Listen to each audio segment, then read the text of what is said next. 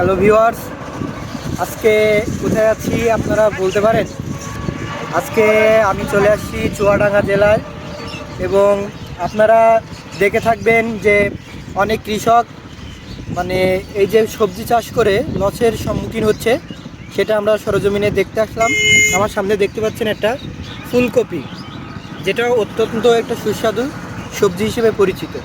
তো আপনি এখানে দেখলে বুঝতে পারবেন যে কৃষক এই সবজিগুলোকে বাজারে আর সেল করতেছে না।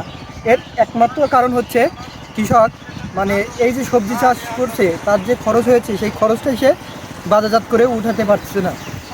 এবং আপনি দেখবেন যে মাঠ পর্যায়ে অনেকে 1 টাকা 2 টাকা কেজি দরে এই সবজি সেল সেল করতেছে।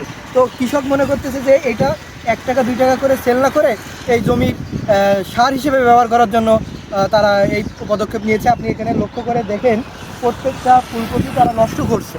এবং এটা কিন্তু আমরা দেখি ঢাকাতে 10 থেকে 15 টাকা কেজিতে আমরা কিনতে হয়, কিন্তু কৃষক কিন্তু সেই পর্যায়ে মানে দাম পাচ্ছে না।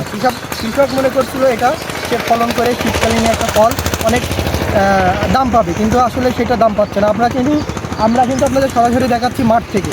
তো আমরা এরকম ভিডিও পেতে আমার চ্যানেলের সাথেই থাকবেন।